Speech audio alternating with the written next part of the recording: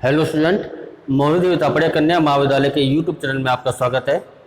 मैं आज आपको HTML जो आपका जो टॉपिक चल रहा था, जो आपकी बुक चल रही थी, उसमें मैं आपको बताऊंगा आज फॉरम इन HTML, यानी आप HTML में फॉरम का प्रयोग किस प्रकार से करते हैं, फॉरम क्या है, फॉरम का इफेक्ट आपके वेब पेज पर किस प्रकार का आता है। आज अपने इसके बारे में देखेंगे। आज मैं केवल इस फॉरम के अंदर जो टैग काम आने वाले हैं उसके बारे में बात करूंगा। कल अपने क्या करेंगे, इसका एक अच्छा सा प्रोग्राम बनाएंगे। आज अपन देखते हैं कि फॉरम क्या है। अभी तक क्या होता था स्टूडेंट कि आप लोग जब वेब पेज बनाते थे तो वेब पेज पे आप क्या कर सकते हैं, केवल आप जो आपके कमेंट्स हैं या आपने वेब पेज पे जो भी लिखा है केवल आप उसको पढ़ सकते थे। तो वो आपका जो वेब पेज कहलाता था वो आपका स्टैटिक वेब पेज कहलाता था। कैसा वेब पेज था आपका? स्टैटिक प्रकार का वेब पेज आपका वो कहलाता था।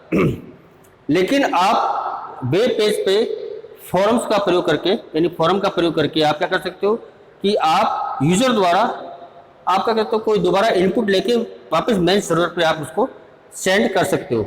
जैसे मान लीजिए आप सोशल साइट चलाते हैं, सोशल साइट का यूज करते हैं, तो आप फेसबुक जैसे आप यूज कर रहे हैं तो फेसबुक पर आपने क्या किया, लाइक किया।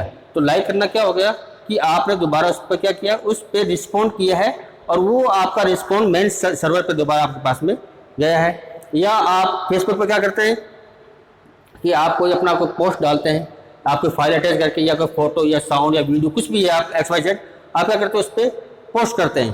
तो पोस्ट करना आपने क्या किया कि आपने इनपुट किया, आपने क्या किया, केवल उसको इनपुट किया और वो इनपुट का रिस्पॉन्स कहाँ गया, आपका मेन सर्वर के पास में गया। तो ये सारा मुमकिन कैसे हुआ? ये सारा मुमकिन हुआ आपका फॉरम से। तो फॉरम क्या करता है कि आपको ये सुविधा देता है कि जिससे आप या यूजर जो आपका है वो इनपुट देके आप उस इनपुट का रिस्पॉन्ड आप मेन सर्वर के पास में भेज सकें। नहीं तो क्या होता था अभी तक जो प्रोग्राम बनाया था उसमें क्या था कि आप केवल वेब पेज पे जो लिखे हुए जो स्टेटमेंट है या जो लिखा हुआ टेक्स्ट है केवल आप उसको पढ़ सकते थे। उसमें किसी प्रकार की कोई छेड़छाड़ या उसमें कोई बदलाव आप उसमें नहीं कर सकते थे। क्यों? क्योंकि वो आपका क्या था, स्टैटिक प्रकार का वेब पेज था। तो आज अपने बात करते हैं फॉरम के बारे में कि फॉरम्स क्या होता है। तो आपका जो वेब पेज पे फॉरम बनाने के लिए आपका फॉरम टैग का प्रयोग किया जाता है। किसका प्रयोग होता है? आपका फॉरम टैग का प्रयोग किया जाता है। यह टैग का जब यूज करते हैं आप अपने HTML प्रोग्राम के अंदर तो बॉडी टैग का प्रयोग नहीं होता है। जब आप इस टैग का प्रयोग करेंगे तो बॉडी टैग का प्रयोग नहीं होगा। HTML प्रोग्राम की शुरुआत आपका HTML हेड और टाइटल से होगी, फिर आप बॉडी टैग को ना यूज करके आप सीधे क्या लिख सकते हैं, फॉरम लिखेंगे।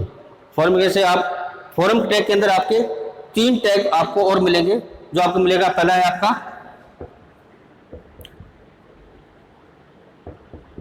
Input tag. पहला कौन सा आपका इनपुट है। दूसरा है आपका सेलेक्ट। दूसरा कौन सा आपका सेलेक्ट टैग है। तीसरा है आपका टेक्स्ट एरिया। तीसरा कौन सा है आपका टेक्स्ट एरिया। फॉरम टैग के साथ में इन टैग का भी प्रयोग आपको करना होगा, इनपुट टैग का, सेलेक्ट टैग का और टेक्स्ट एरिया टैग का।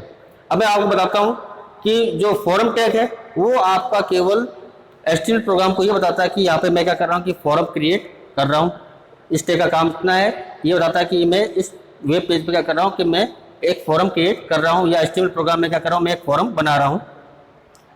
इनपुट टैग, फॉरम टैग के साथ में आप इनपुट टैग का प्रयोग करेंगे। इनपुट टैग क्या करेगा कि आपकी इनपुट वैल्यू लेने के काम आएगा। क्या काम आएगा? आपका इनपुट वैल्यू आपको लेने का काम आएगा। इनपुट टैग के द्वारा आप क्या बना सकते हैं, टेक्स्ट बॉक्स क्रिएट कर सकते हैं और आप चेक बॉक्स बना सकते हैं, रेडियो बटन बना सकते हैं और आप कमांड बटन बना सकते हैं।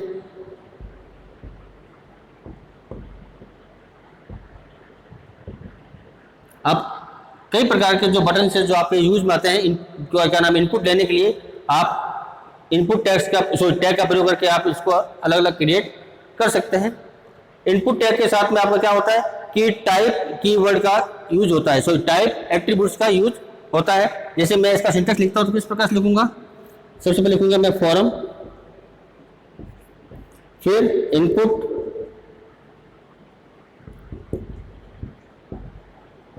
टाइप, अब मुझे क्या लेना, टेक्स्ट बॉक्स लिखना, तो मैं क्या लिखूंगा, टेक्स्ट बॉक्स। तो आपका क्या हो जाएगा, टेक्स्ट बॉक्स आपका बन जाएगा। अगर मैं लिखता हूं ये इनपुट टाइप, मान लीजिए मुझे क्या लेना है, चेक बॉक्स लेना है, तो मैं लिखूंगा चेक बॉक्स। तो आपका क्या हो जाएगा कि चेक बॉक्स क्रिएट हो जाएगा। आप चाहो तो अपने टेक्स्ट बॉक्स में क्या करोगे, तो पासवर्ड भी क्रिएट कर सकते हो। जैसे मान लीजिए मैं लिखता हूं इनपुट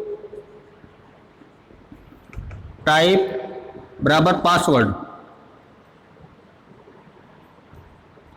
तो अगर ऐसा होगा तो ऐसा होगा कि आपके सामने जो टेक्स्ट बॉक्स तो बन जाएगा, लेकिन जब कोई यूजर उस पर टाइप करेगा तो उसमें जो पासवर्ड जो फॉर्मेट होता है, यानी स्टार स्टार स्टार, आपको इस प्रकार से वो टेक्स्ट दिखा देगा कि आप मतलब ऐसा दिखा देगा कि कोई दूसरा यूजर आपके टेक्स्ट को ना पहचान पाए, ना देख पाए। तो आप इस पासवर्ड का यूज करके आप इस प्रकार से इसको टेक्स्ट को दिखा सकते हैं। तो आपके अलग इसमें आपको खूब सारे मिलेंगे। जो आपको मैं कल प्रोग्राम बनाऊंगा तो मैं आपको सबके बारे में मैं आपको बताऊंगा। दूसरा है आपका tag select tag. Select tag का भी प्रयोग क्या होता है कि फॉर्म टैग के साथ में किया जाता है। इस टैग का प्रयोग कब करते हैं, जब आप अपने वेब पेज पे कोई ड्रॉप डाउन लिस्ट का प्रयोग करना चाहते हैं। ड्रॉप डाउन लिस्ट यानी कुछ इस प्रकार का होता है बना हुआ। ड्रॉप डाउन लिस्ट क्या होती है, कुछ इस प्रकार की होती है। जब आप इस पर क्लिक करते हैं तो आपके सामने एक ड्रॉप यानी नीचे की तरफ एक लिस्ट ओपन होती है, उसको बोला जाता है ड्रॉप डाउन लिस्ट। तो आप सेलेक्ट कमांड के द्वारा आप ड्रॉप डाउन लिस्ट क्रिएट कर सकते हैं। ड्रॉप डाउन लिस्ट के लिए आपको जो इसके एलिमेंट्स हैं ड्रॉप डाउन लिस्ट के, यानी जो ऑप्शन है, उसको देने के लिए आपको सेलेक्ट कमांड के साथ में ऑप्शन एट्रीब्यूट्स का प्रयोग आपको करना पड़ेगा। इस ऑप्शन एट्रीब्यूट्स का प्रयोग करके आप ड्रॉप डाउन लिस्ट के एलिमेंट्स को डाल सकते हैं। जैसे मान लीजिए इसका जो सिंटेक्स क्या होगा,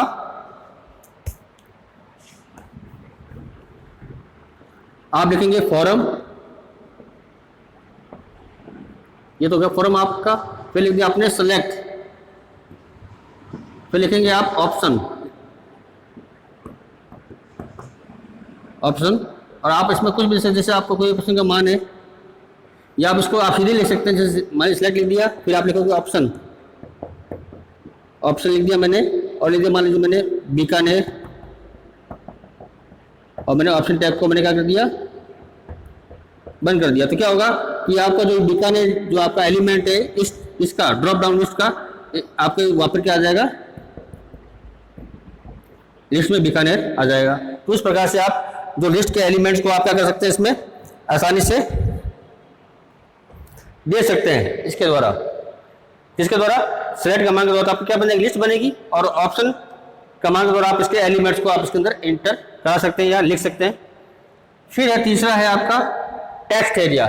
टेक्स्ट एरिया जो आपका जो टैग है, ये आपके वेब पेज पर एक लिस्ट बनाने के लिए या एक से अधिक यानी मल्टी लाइन टेक्स्ट बॉक्स बनाने के लिए इसका यूज किया जाता है।